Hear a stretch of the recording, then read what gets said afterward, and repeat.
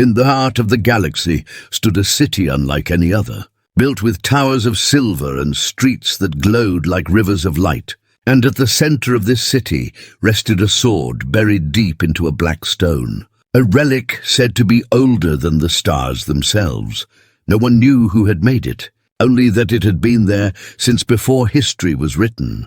Generals, kings, and champions from every alien race had tried to lift it, yet not a single hand could move it even an inch. The sword became a symbol of power that could never be claimed. The Galaxy Council kept it as a display of pride, showing visitors the weapon as proof of how even the strongest could fail. "It is a joke," one alien ambassador laughed during a gathering, his scales shining under the golden lights. "A toy of old myths, nothing more."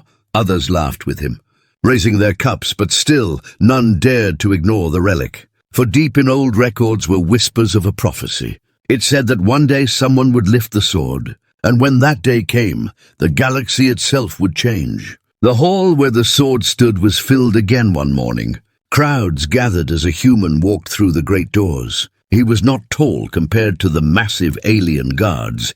His body looked thin, his face calm, and yet his eyes held a steady fire that made even the laughter fade for a moment. "Is this the one?" An alien general mocked, pointing with one sharp claw. "This weak creature thinks he can lift the sword." More laughter rolled through the chamber. But the human said nothing. He only walked forward, his boots echoing on the floor. The sword stood waiting, silent and heavy, its hilt black with strange glowing marks. "Do you know how many have tried?" asked a counselor with shining wings. "The strongest of us have failed. What chance does a fragile human have?" The human's voice was calm, low and certain. "Sometimes strength is not in muscle," he said. "Sometimes it is in spirit." The crowd laughed louder, shaking the hall. Bets were shouted. Drinks spilled as aliens mocked the human with wild gestures. Yet something strange happened as he reached the stone. The air grew colder.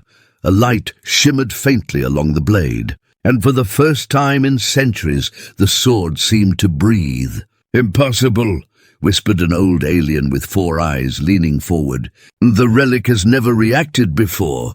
The human stretched out his hand. Wrapping his fingers around the hilt, silence fell in the hall. The laughter stopped as if cut by a knife. Everyone stared, waiting to see him fail like all before him. The stone trembled, a faint crack echoed, dust spilled to the ground, the sword glowed brighter, humming with a deep sound that shook the chamber walls. "He moves it." A soldier shouted in disbelief, his voice breaking, "Stop him!" Another cried, fear rising in his eyes, but none stepped forward.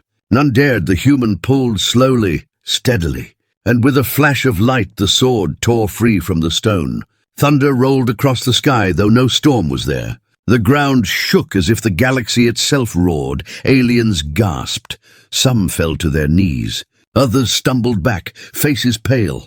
The weapon blazed with ancient fire, symbols racing along its blade, glowing with power. "This cannot be," a counselor stammered, his wings trembling. "The prophecy!" "It is true." The human held the sword high, its light painting his face calm and fearless. He turned slowly to the crowd, his voice carrying clear. "You laughed at what you did not understand. But now you will see the truth," an alien general hissed, drawing his weapon. "No, this cannot be allowed. Kill him before it is too late." But the sword answered, its edge humming, a wave of light rushing outward. The general's weapon shattered in his claws. The hall shook, and every alien froze in terror. The prophecy whispered through the minds of all present. The one who lifts the sword will rule the stars. The one who carries it will change the fate of every world. The human lowered the blade, its fire soft but steady. He looked at the council, his eyes unblinking. "I did not come for power," he said. "I came to remind you that strength does not belong to those who boast. It belongs to those who endure." For a long moment no one spoke. The chamber held its breath. The laughter that once filled the room was gone, replaced by fear, respect, and silence. Finally, the oldest counselor bowed his head, his voice shaking. "Then the galaxy has changed this day." The human turned and walked away. the sword glowing in his hand, and though no one stopped him, every ruler knew their world would never be the same. The laughter that once mocked humanity had turned into fear, and with fear came the beginning of a new age, an age where the galaxy would no longer look down on Earth, but look up to it with trembling respect. The great chamber shook long after the human left with the glowing sword in his hand. Silence followed him down the shining halls. Every alien who had once laughed now whispered in fear. Messengers rushed from the city to carry the news across the stars. And by the time night fell, the entire galaxy knew of the impossible. A human had lifted the sword that none could move. In the council tower, rulers of many species gathered again, their faces pale, their voices sharp. Some demanded the human be hunted down. Others feared to even speak against him. "This cannot be allowed," snarled General Korath, his armor scraping as he paced. "If the prophecy is true, that human will bring ruin to us all, we must strike now before he learns to use it." "You fool," hissed the winged counselor, her feathers trembling. "Did you not see what the sword did to your weapon? No fleet, no army can stop him if the blade has chosen him. Then what do you suggest?" Another snapped, his many eyes blinking nervously. "Shall we kneel before a human? Shall the proud races of the galaxy bow to a weak world that barely touches the stars?" The argument raged, voices rising like thunder. But through the chaos, one voice cut clear. It was the voice of Elder Vael, the oldest among them, his skin grey with age, his eyes heavy with memory. "You forget," he said slowly. "The prophecy did not say, 'The one who wields the sword will destroy.' It said, 'The one who wields it will lead.' Perhaps this human was chosen for a reason. Perhaps we should fear not him. But what lies beyond?" The chamber grew still at his words, for none could deny the truth in them. But fear still clung to every corner. Far away, the human sat alone in the dark streets of the alien city, the sword resting beside him, its light dimmed to a soft glow. He looked at the blade as if it were alive, whispering to him, "Why me?" he muttered under his breath. "Why would you choose me?" The sword hummed, a faint sound like a voice too old to understand. He gripped the hilt tighter, and in his mind flashed visions. Endless stars, burning battlefields, alien fleets torn apart, and a shadow deeper than night rising from the void. His breath caught, he let go, the glow faded, and he realized the sword was not only a weapon. It was a warning. Footsteps echoed behind him. A figure stepped out of the shadows. It was an alien child, small, with bright, curious eyes. She looked at the human without fear. "Are you the one?" she asked softly. "The one who lifted the sword?" The human hesitated, then nodded. "Yes," he said, his voice quiet. The child smiled, innocent and pure. "Then you will save us," she whispered, before running back into the night. Her words left him shaken, for he had not promised to save anyone. He had not even promised to fight. Yet the weight of the galaxy now sat on his shoulders. The next day, the streets of the city filled with unrest. Some aliens demanded the human be handed over. Others cried that he was their only hope. Riots broke out, soldiers lined the avenues, and fear turned neighbors into enemies. The council summoned the human again, this time not with mockery, but with trembling voices, when he entered the grand hall with the sword at his side. No one laughed, no one jeered. Every eye watched in silence. Councillor Leth, the one with shining wings, spoke first. "Human, you have brought great unrest. Some see you as a savior, others as a threat. We must know, what will you do with the sword?" The human stood tall, though he felt the weight of 1,000 stares. His voice steady. "I did not ask for it," he said. "I did not come to rule. But if the sword has chosen me, then I will not run from it. Do you seek power?" General Korath demanded, his claws digging into the stone. "No," the human replied firmly, "but I will not let anyone take this blade to use for their own greed." The sword glowed faintly at his words, as if agreeing, and the sight sent a shiver through the council. "You speak of greed," Elder Vale murmured. "Then hear me, for beyond our borders there stirs a darkness we do not name. It has returned. And perhaps the sword awoke because of it." The human frowned. "What darkness?" No one answered at first. Then Vial spoke again. An ancient enemy, long buried, long forgotten, a force that once nearly destroyed us all. If it rises again, no fleet, no council will stand against it. Only the chosen blade can. The chamber trembled with his words. Whispers spread like fire, fear growing stronger. The human gripped the sword, its hum filling his chest with uneasy strength. He thought of the prophecy, of the alien child's innocent faith, and of the mocking laughter that had now turned to desperate eyes. "I do not know why the sword chose me," he said. "But if this darkness comes, then I will stand. I will not fight for power. I will fight so that laughter does not turn into screams." The hall was silent. Some bowed their heads, others looked away. But all knew the truth. The galaxy had no choice but to follow the one they once mocked. As the human left the chamber, the sword glowing brighter at his side, the council turned to Elder Vial, their voices hushed with dread. "Do you believe he can stop it?" One whispered. Vial closed his eyes. His voice a low murmur. "Perhaps," he said. "But I fear the true question is not if he can, but if he will." And in the shadows of deep space, far beyond the reach of any council, something stirred. A shape vast and dark, older than stars, waiting, watching, moving closer. The city did not sleep after the council meeting. Watchlights burned on every tower, patrols walked the streets with heavy steps, and whispers passed from door to door like cold wind. The human moved quietly through the lower districts with the sword hidden under a dark cloak. He felt the blade's faint hum, like a heartbeat against his side. "You're louder than you think," he muttered to it, trying to smile. But his smile faded when the ground trembled beneath his feet, a soft, steady pulse, as if something far away was knocking on the bones of the world. Up ahead, a narrow market alley opened into a square, stalls closed, lanterns swaying, and in the middle stood a hooded figure staring at him without moving. "You followed me," the human said, his voice calm. The figure said nothing.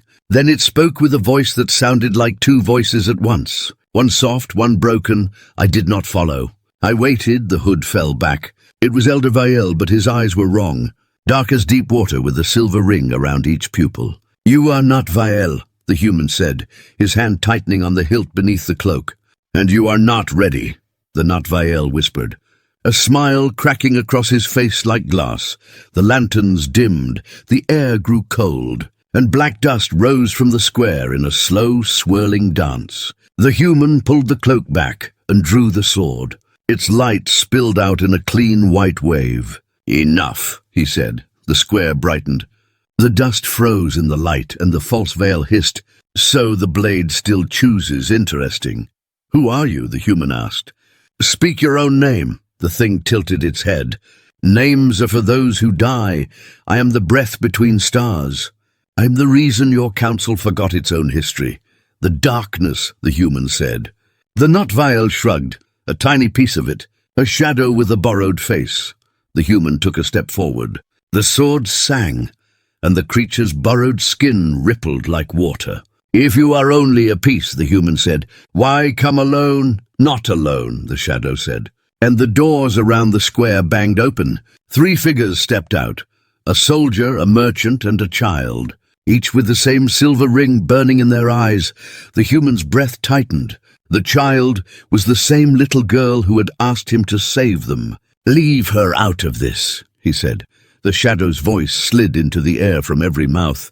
"You carry a key that opens old doors. We only want to see if you can close them." The human lifted the sword, and the light grew stronger. But the child flinched. "Please," she whispered. "It hurts." The human lowered the blade at once. The shadow smiled with all 3 faces. "Gentle, good, that will make breaking you easier." "You made a mistake," the human said. "You showed me your weakness. The sword does not want to hurt the innocent. But it does not need to." He turned the blade. The light focused, not like a flame, more like a clear bell. He aimed it not at the people, but at the dust. The dust shivered, drew back, and a shape like a long hand uncurled in the middle of the square. The shadow screamed, all 3 mouths crying at once, and the child collapsed to her knees as the silver ring faded from her eyes. "Run," the human told her. She ran without looking back. The soldier staggered. The merchant gasped for breath, as if waking from a bad dream. The long hand of darkness whipped up and struck. The human raised the sword, and the blow broke into sparks that hissed on the stones. "You cannot stop what is coming," the shadow roared, its voice losing shape. "I do not need to stop it tonight," the human said. "I only need to make the city see." He stepped forward and drove the tip of the blade into the paving stones. Light rushed into the ground like water into cracks. It poured along hidden lines under the square, up into the nearby towers. And suddenly, every crystal window in the district reflected the true shape in the center of the square. A trembling knot of night with 1,000 tiny eyes blinking in panic. Doors opened, faces appeared, soldiers shouted, bells rang. "Do you see it?" the human called. "Do you see the thing wearing your friends?" the shadow writhed. "Fools! You had peace while you were blind. Peace built on lies is not peace," the human said. He pulled the blade free. The knot leaped at him. He swung once. The light cut not the shadow, but the space around it. The knot fell, smaller, thinner, and he pressed his palm to the flat of the sword. "Show me what you are," he whispered. Images burst behind his eyes, ruins on a dead moon, black altars under frozen seas, a door in the dark that opened on a staircase of bones, and a voice below the voice, old and lonely. "I hunger!" the human gasped and almost fell. The sword hummed louder, steadying him. The crowd in the windows began to chant. "Light, light, light," the soldiers formed a ring. "Hold," the human said. "Do not strike the people." The knot tried to flee into the soldier with the weakest eyes. The sword flared and blocked it like wind blocks ash. "You cannot keep us out forever," the shadow hissed. "You are a gap between doors." And gaps close, the human raised the sword high. "Go tell your master," he said. "The door will not open here." The light fell like a curtain. The knot broke into thin threads and burned away. A gust of warm air washed the square. The lanterns steadied. The soldier and merchant slumped. Alive! The crowd poured into the square. Some knelt, some cried, and the little girl ran back and grabbed the human's hand. "You saved us," she said. "I only showed the truth," he answered. "You saved yourselves when you looked." Council soldiers arrived. General Korath at their head. He stared at the human, jaw tight. "You fought in the streets with a god weapon. You risked the city. I exposed what hides in your walls," the human said. "Would you rather it kept feeding?" Korath's glare faltered, but he did not bow. Eldavale himself, the real one, came forward on a cane, sweat on his brow. "I felt it wearing me like a coat," he whispered. "And I felt you tear it away." He looked up, tears in his old eyes. "For that I thank you." The councillors behind him shifted, fear and stubborn pride wrestling in their faces. "What now?" Korath asked. The human sheathed the blade, its glow falling to a faint pulse. "Now you stop pretending this is only my fight," he said. "Seal your city, test every gate, light every hall. Teach your people to watch for silver eyes." "And you?" Viel asked. "Where will you go?" The human looked toward the sky where the towers split the stars. The sword warmed against his palm as if pointing. "To the dead moon in my vision," he said. "Something waits there, a first lock, maybe a first answer." The little girl squeezed his hand. "Will you come back?" He gave her a gentle nod. "If I can." Korath stepped closer, eyes hard but clearer than before. "I will send a scout wing. Send hearts that can look without fear," the human said. "It will try to wear them." Viel raised his cane in a tired salute. "The council will meet at dawn, this time without laughter." "Good," the human said. He turned to the crowd and lifted his voice. "You are not weak, you are not helpless. Open your eyes and the dark will lose its hiding places." A low cheer rose, unsure but growing. He pulled his cloak over the sword and walked toward the starport as the bells rang again. This time not in panic but in warning to the night itself. And far above, beyond the bright lanes of ships, a small, cold star seemed to blink as if something behind it had opened its eye and taken notice. The human did not look away. "I see you," he said softly, and the sword thrummed in answer like a promise kept. The starport was alive with noise, ships docking and lifting off like restless birds. But beneath the sound of engines and metal, there was a tension that weighed on every breath. The human walked slowly through the hangar, the sword hidden under his cloak. Its hum faint but steady. He felt eyes on him, some filled with awe, others with fear, and a few with pure hate. 2 alien guards stepped into his path, their weapons raised. "You cannot leave," one growled, his scaled face grim. "The council ordered your movement restricted."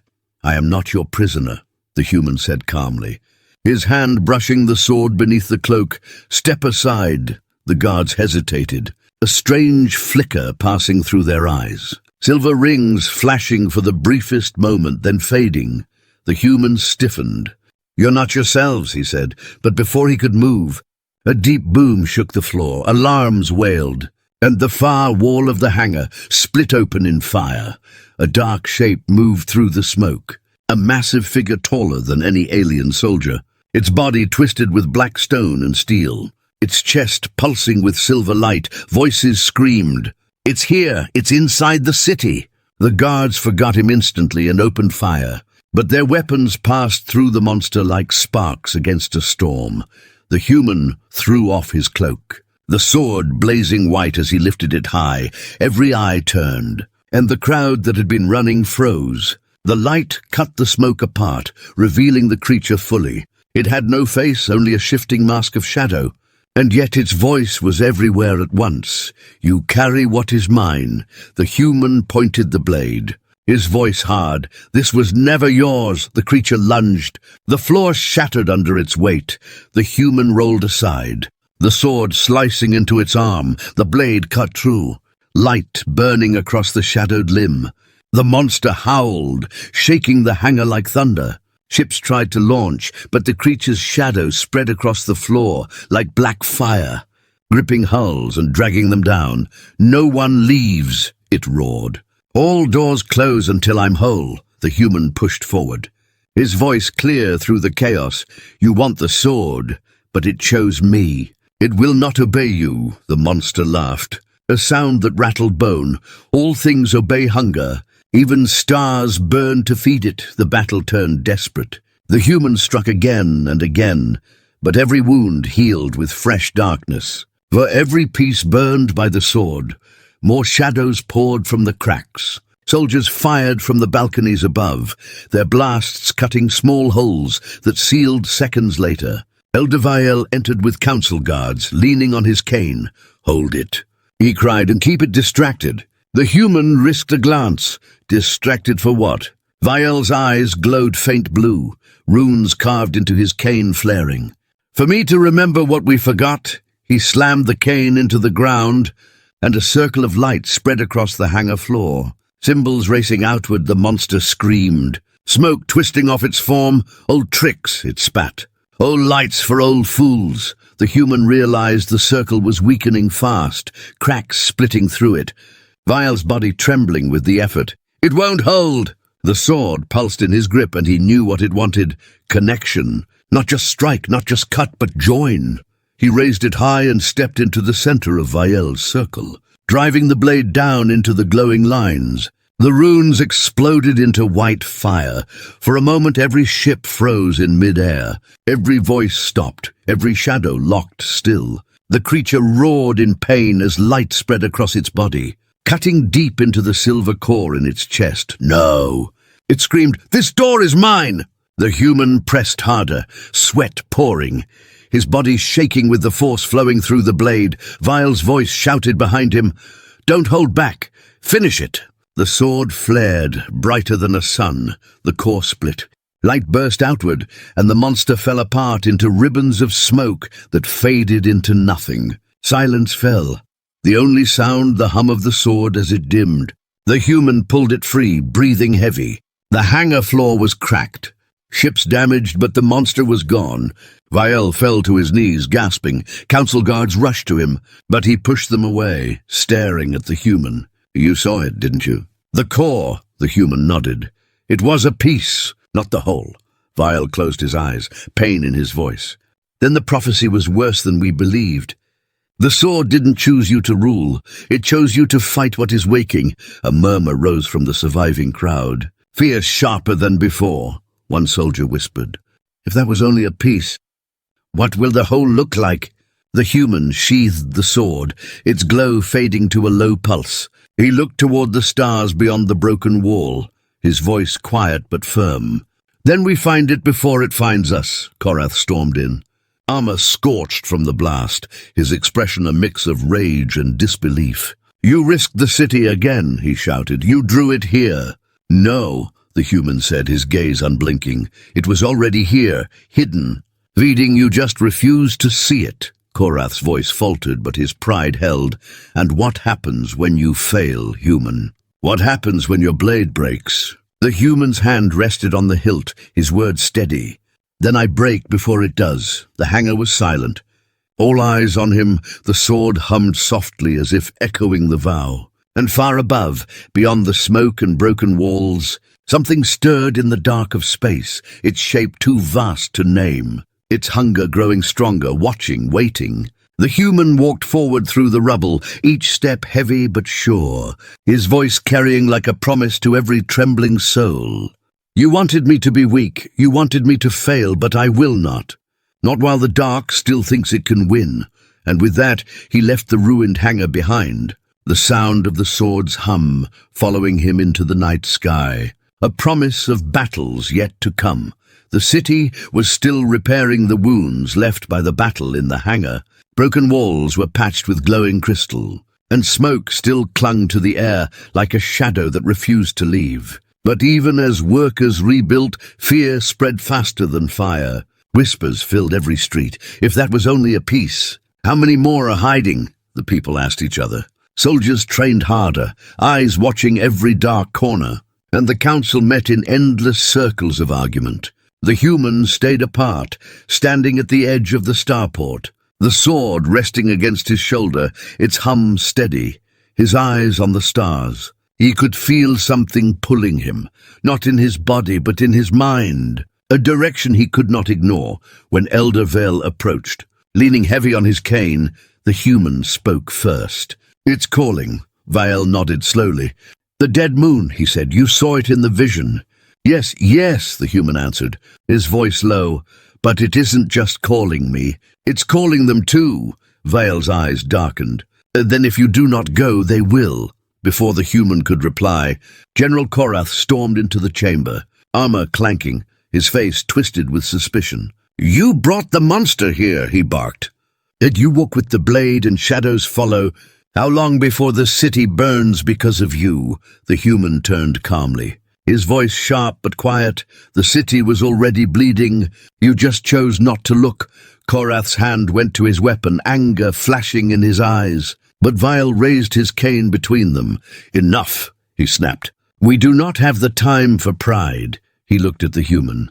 If you go to the moon, you cannot go alone. I don't want an army, the human said firmly. It will only give the shadows more to wear. Then take a few, Vile pressed, not warriors of pride, but hearts strong enough to stand without losing themselves. The human hesitated, but the sword hummed as if agreeing, and at last he nodded. 3, he said, no more.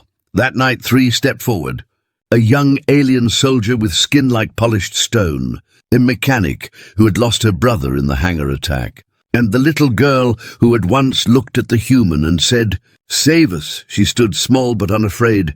Her eyes clear, Korath cursed the choice. A child, he spat. You take a child to fight monsters, but the girl answered for herself. I have already seen them, she said simply. They will not trick me again. The human met her gaze. Then looked to Vielle. She stays. The ship was small, built for speed, its hull scratched, its engines old but strong as they left the city. The stars stretched around them, cold and endless. The hum of the sword matched the thrum of the engines. The mechanic spoke first, breaking the silence. What do you think we'll find on that moon? The human answered after a long pause.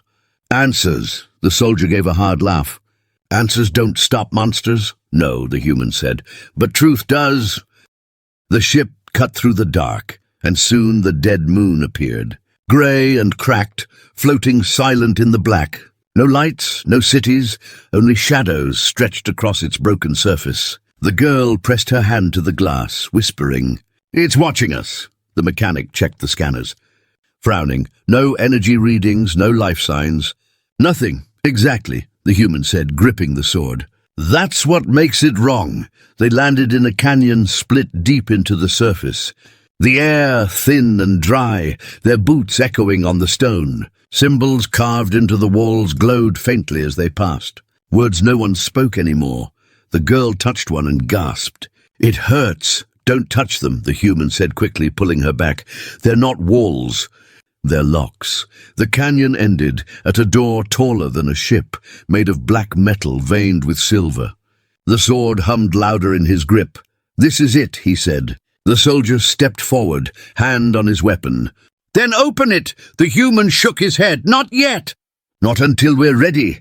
But the door began to open by itself, stone grinding, dust falling. The mechanic stumbled back. "You didn't touch it." "I didn't," the human said, raising the sword. Something inside did. Dark air spilled out like smoke. Shapes shifting in the mist, and then voices whispered, not one but many. "You brought the key. You brought the hand. Welcome." The girl hid behind him, gripping his cloak. "Don't listen," the human told her, his voice steady. "They lie." The soldier fired into the mist. The shots lit the canyon. But nothing fell. The voices only laughed. The human stepped forward, holding the sword high. "Show yourself." The mist parted, and a figure walked out. It looked like him. The same face, the same eyes, but its smile was cruel. "I am what you will become," it said. "When the blade breaks you." "You're not me," the human said coldly. "I am every choice you'll regret." "Every fear you hide," the double answered. "When you held the sword, you opened yourself to me," the soldier cursed, aiming his weapon, but the human raised his hand. "No, this is mine." He stepped closer. The sword burning white. "If you are my shadow, then you already know how this ends." The double's smile twisted. "You will lead them to ruin, and I will be waiting." The human swung. The sword cut through light and shadow alike, and the double shattered into mist, the canyon shaking as the black door slammed shut. Silence followed, only their breaths in the thin air. The soldier lowered his weapon. "Was that it?" "No," the human said, staring at the sealed door. "That was only the first lock." The girl looked up at him, eyes wide but steady. "Then we'll open the rest." He knelt, putting a hand on her shoulder. "We'll face them," he said. "But not for power, not for pride. Only for the truth." The sword pulsed, glowing softly. And in the distance, the stars seemed to flicker, as if something vast shifted in the dark, watching, waiting, and hungrier than before. The dead moon was silent again, after the black door sealed shut, but the silence was heavy, like a warning. The human stood with the sword glowing faintly in his hand, his breath steady though his heart pounded. The soldier shifted uneasily, scanning the canyon walls. "If that was only the first lock," he muttered. "How many more are there?" The mechanic shook her head, checking her scanner again, though it showed nothing. "The whole moon could be one giant lock," she said, her voice low. "And if that's true, then whatever is behind it must be bigger than anything we can imagine." The little girl stood close to the human, her eyes fixed on the sealed door. "It didn't want us here," she whispered, "but it let us see." The human looked down at her, surprised by her calm tone. "What do you mean?" She met his eyes. "It wanted you to know it's real." The soldier swore under his breath. "So it's playing with us, or testing us," the human said quietly, the sword's hum deepening. "But either way, it won't stop here." They returned to the ship, the canyon stretching behind them like the throat of some great beast. Once inside, the human placed the sword across the central table, its glow filling the cabin. The others sat around it, eyes reflecting the light. The mechanic spoke first. "We can't fight something this big." "Not alone," the soldier grunted. "Council won't help. They're too busy arguing. They'll waste time until the shadow swallows them." "They'll help," the human said firmly. "When they're forced to." "And how do we force them?" the soldier demanded. The human tapped the blade gently, the symbols along it flaring. "By showing them the truth again. not just whispers or visions. But proof, the girl leaned forward, her voice small but certain. You already know where the next lock is, don't you? The human hesitated, then nodded. I can feel it, he admitted. Not like sight, not like sound, more like the pull of the tide. The mechanic frowned. And where is it pulling you now? The human closed his eyes, the sword pulsing in his hand. Visions flashed again. An ocean of black water under a broken sky, towers sinking, and a city drowning in silence. His eyes opened, sharp and steady. It's not here, he said. It's beneath the sea of Valith Prime. The soldier slammed a fist on the table. That world's population is in the millions, if the lock is under them. Then when it opens, they all die, the mechanic finished softly. Her face pale, the girl's voice trembled but did not break. Then we can't wait. The ship raced back toward the council city, its engines burning bright through the dark. When they arrived, the council chamber was already in chaos. Word of the moon had spread, though twisted and broken through rumor. Some said the human had awoken a weapon.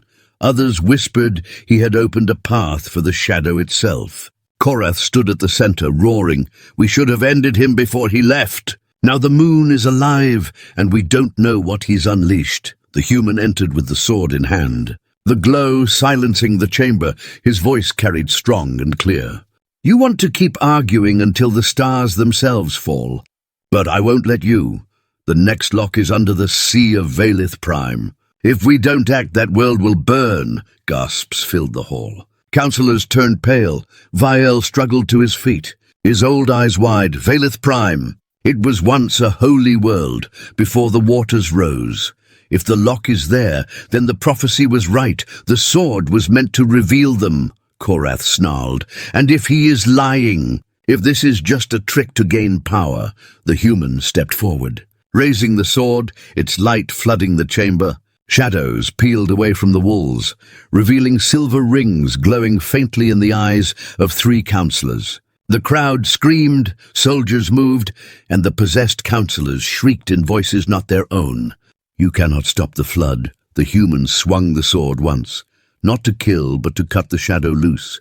The rings shattered, and the councillors collapsed, gasping as if waking from drowning. Still think I'm lying? The human asked, his voice cold. The chamber was silent, except for Vial's voice, firm despite his age. If he does not go, we all fall. Reluctantly, the council gave their blessing, though fear hung in every glance. When the human turned to leave, Vial called after him. The sword chose you, but remember, it does not carry you, you carry it. Don't let it eat you. The human nodded once and left, the girl at his side, the soldier and mechanic following. Outside the chamber, the soldier muttered, You've tied yourself to this fight. There's no way back. There never was, the human replied. That night, as the ship prepared to depart for Valith Prime, the human stood alone in the loading bay, the sword glowing faint in his hand. He stared out at the stars, whispering, Why me? For a moment he thought there would be no answer.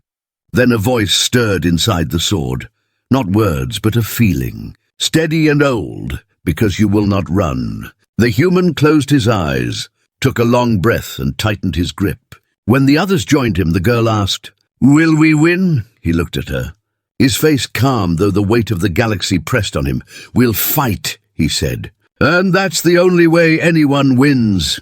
The ship lifted into the dark, engines roaring, and behind them the city lights flickered like candles, fragile in the endless night. Above, the stars seemed to shift, a ripple moving across them, as if something vast stirred beneath their light. Hungry and patient, the human watched, the sword's hum echoing in his bones, and spoke softly to himself, I see you and I'm coming.